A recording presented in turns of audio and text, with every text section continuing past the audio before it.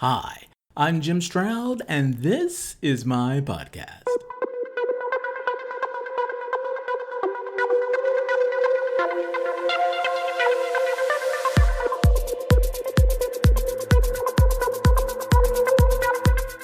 Back in May 2018, Google quietly removed its famous "Don't Be Evil" motto from the introduction to its Code of Conduct. As spotted by Gizmodo, the phrase was dropped from the preface of Google's Code of Conduct in late April or early May. Until then, "Don't be evil" were the first words of the opening and closing sentences of Google's Code of Conduct and have been part of it since 2000. So, I'm wondering, has Google been evil since removing its famous motto? Well, I'll share some recent, rather controversial articles about Google and let you decide. Stay tuned.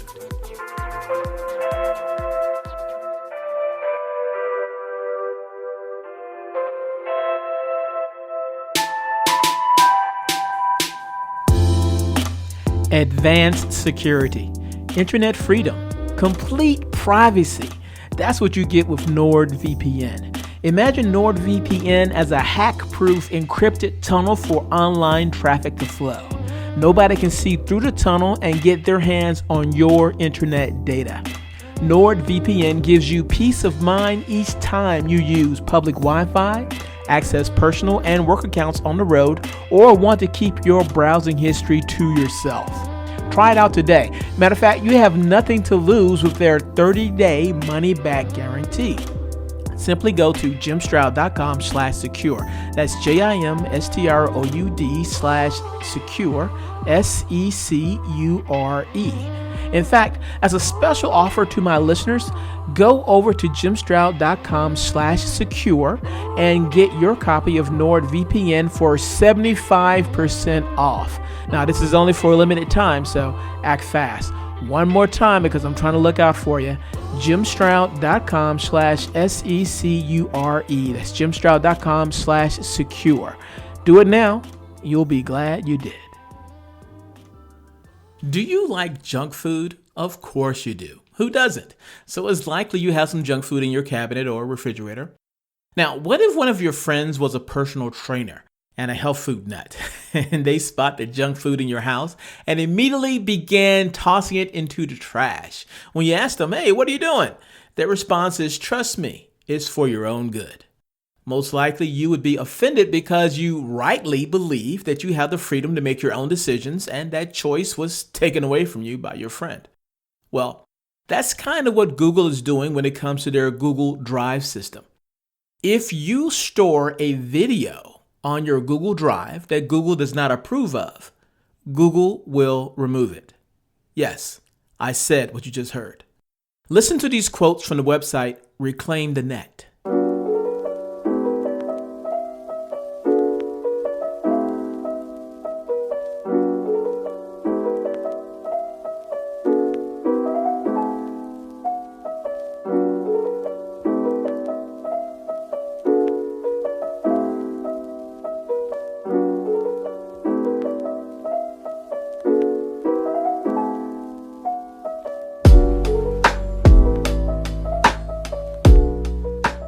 Ever since big tech platforms started cracking down on what they deem to be coronavirus misinformation, the media has been willfully flagging alleged violations to social media companies and getting content taken down.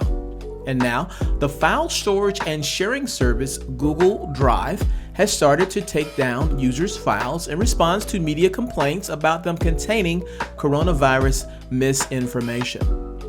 In an article reporting on the takedown, the Washington Post Silicon Valley correspondent Elizabeth Dwoskin complains that after the coronavirus documentary Plandemic was censored on social media, some YouTube clips were telling users how to access banned footage from the documentary via Google Drive.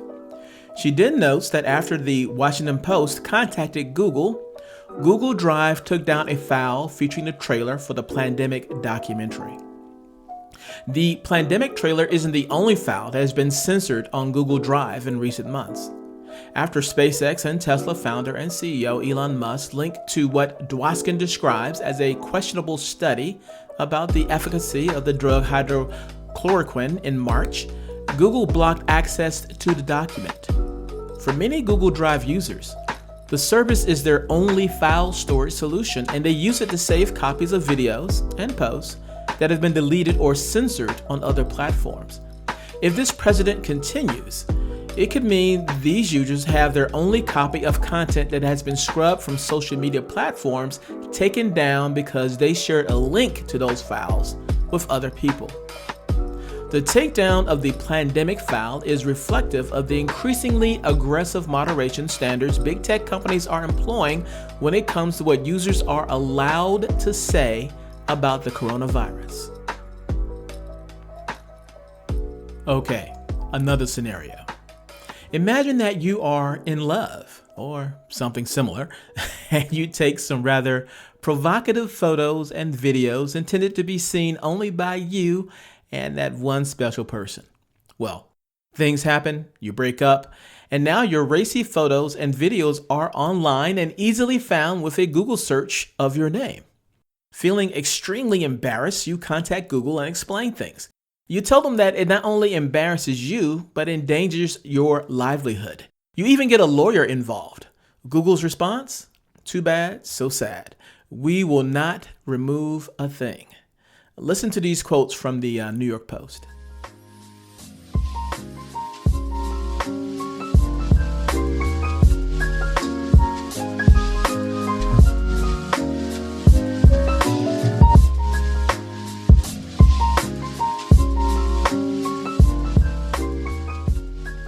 I pleaded with Google's legal removals team to show mercy on 15 women I represented in the case against a porn company. My clients, all aged between 18 and 22, had answered deceptive bikini model ads and had become embroiled in a conspiracy to perform porn that resulted in some of them being raped before and during the shoots. These non-consensual sex videos were then shared hundreds of thousands of times on popular porn sites. We sent affidavits to Google urging them to remove the videos. Google's policies dictate only 2 instances when they will remove content: child pornography and copyright infringement requests.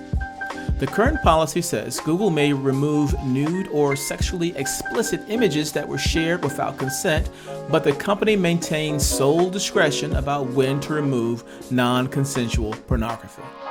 If Google decides it will keep linking to a website that contains your nude images, victims are just out of luck. And there's no appellate body. There is no law, only corporate policy that protects or fails to protect victims' most private information. Not even New York's new revenge porn laws help here because they are aimed at punishing the individual who non-consensually shared the material and not the search engines that drive views. Google knew these women had been tricked, held captive, sexually assaulted, and humiliated and were suffering because of the exposure it was causing, but corporate interests dictated total indifference. To this day, Google will not remove those links from their search engine results. The graphic evidence of abuse now haunts these women as they apply for jobs, use social media, seek roommates, date. Most of these women remain underemployed, terrified, and unable to lead normal lives because Google won't lift a finger on the basis of its cynical corporate policy.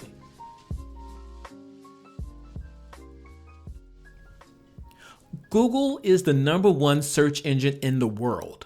According to StatCounter, Google handles 91.89% of all search engine searches. I'll say that again.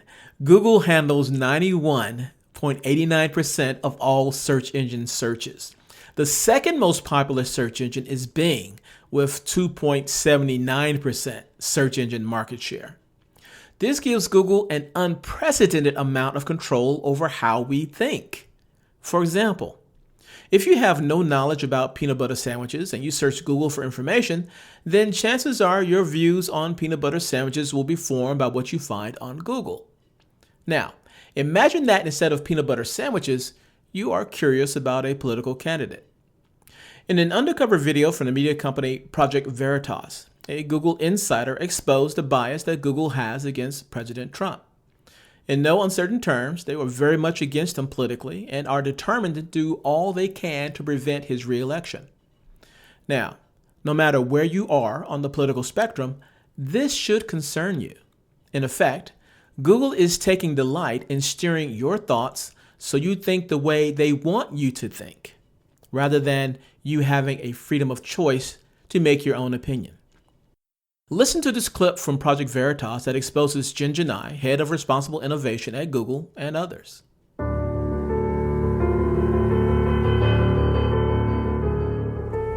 The reason why I decided to come to Project Veritas is because people need to know what's actually going on with Google. There's this facade about what they're doing, but what they're actually doing, what the employees are actually seeing inside the company is different. But the reason we launched our AI principles is because people were not putting that line in the sand, and they were not saying what is fair and what's equitable. So we're like, well, we are a big company, we're going to say it. People who voted for the current president do not agree with our definition of fairness. They're not objective piece, they're not an objective source of information. But then there are teams which are called ML fairness. ML fairness, the teams? Fairness, like, Yeah. you need to be fair. And we're also training our algorithms, like if 2016 happened again, would the outcome be different? They are a highly biased political machine that is bent on never letting somebody like Donald Trump come to power again. 2020 is certainly on top of, now my old organization, Trust and Safety, is top of mind. They've been working on it since 2016 to make sure we're ready for 2020. This is a Goliath I'm but of David, trying to say that the emperor has no clothes. He got called in front of Congress multiple times. They can pressure us, but we're not changing. Being a small little ant, I can be crushed, and I'm aware of that. But this is something that is bigger than me. This is something that needs to be said to the American public. Elizabeth Warren is saying that we should break up Google. And like, I love her, but she's very misguided. Like, that will not make it better, it'll make it worse, because now all these smaller companies who don't have the same resources that we do will be charged with preventing the next Trump situation. It's like a small company cannot do And that. it's like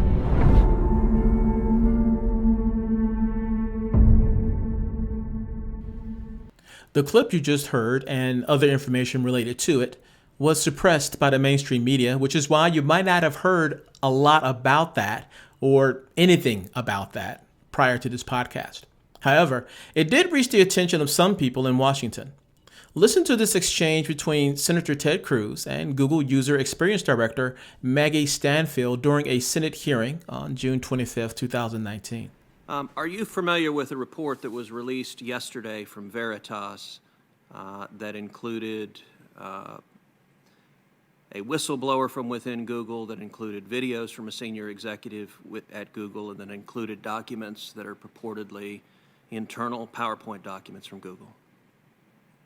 Yes, I heard about that report in industry news.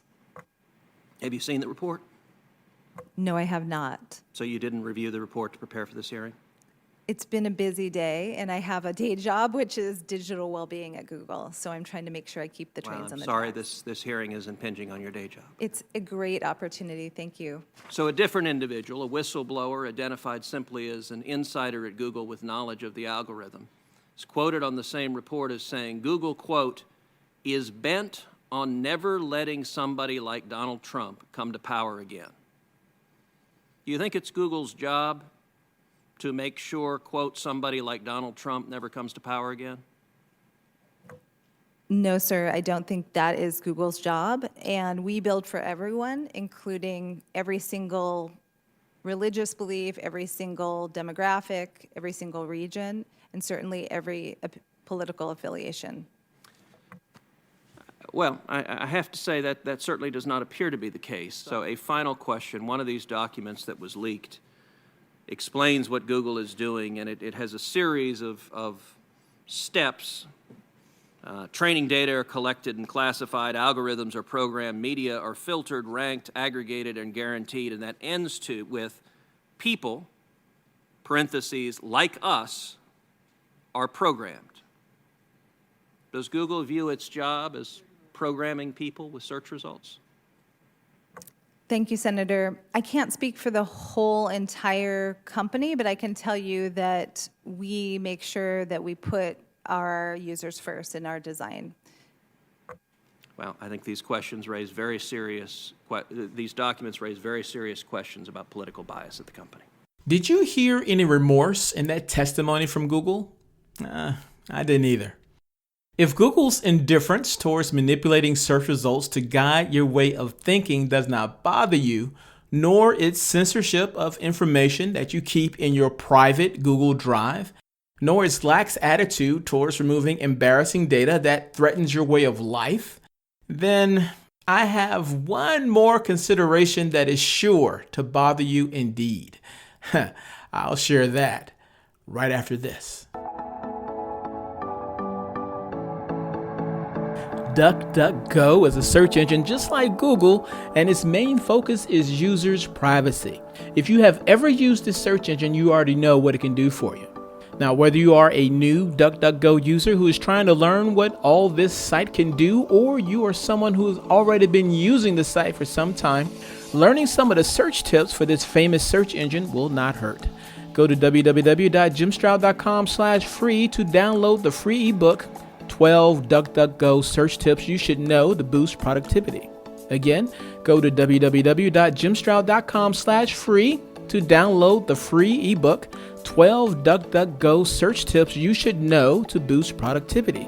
Do it now. You'll be glad you did. How do you feel about Google knowing you better than your friends, better than your family, better than your spouse? If you've done nothing wrong and have nothing to hide, what about the potential of hackers getting personal information and using it to steal from you or harm your reputation or endanger the lives of people you associate with? For that matter, are you comfortable with Google having all this information about you and then selling it to the highest bidder? Does that bother you? What about having a permanent record somewhere on the internet about all of your deeds and misdeeds and it never going away?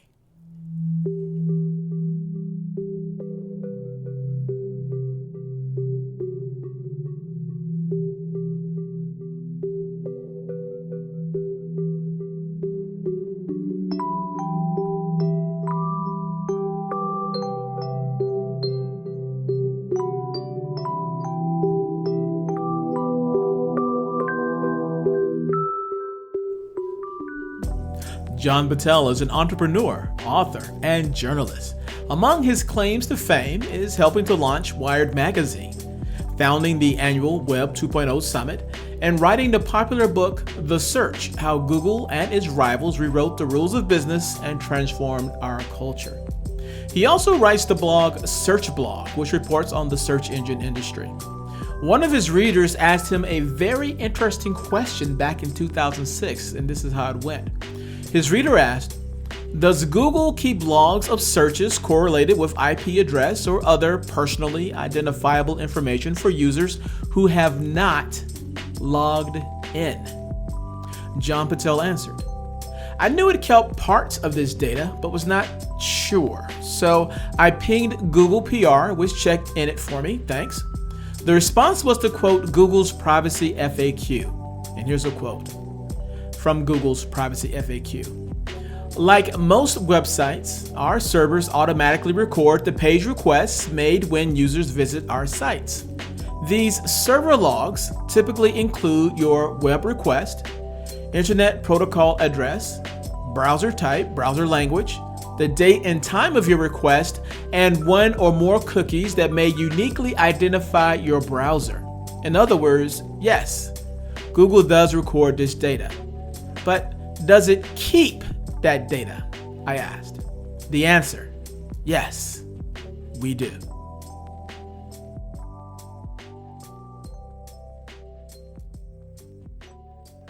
Now, that was in 2006. Google now has a service called Google Takeout that lets you download your data from its various services. But to quote the blog CNET, just because you set Google not to track your online or offline activity doesn't necessarily mean you've closed off your data to Google completely. Google has admitted it can track your physical location even if you turn off location services using information gathered from Wi-Fi and other wireless signals near your phone. Also, just like Facebook has been guilty of doing for years, Google doesn't even need you to be signed in to track you. Not to mention, there are sometimes seeming contradictions between Google's statements on privacy issues.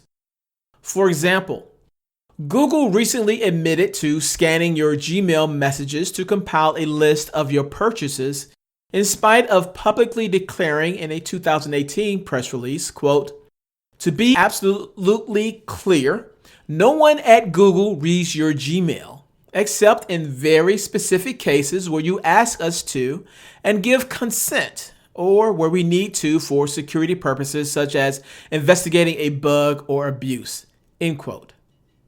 Well, perhaps by no one, Google meant no human.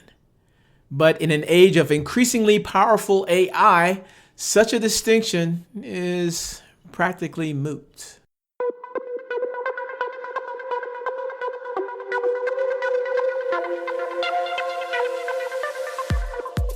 If you love what you heard, hate what you heard, or don't know what you just heard, I want to know about it.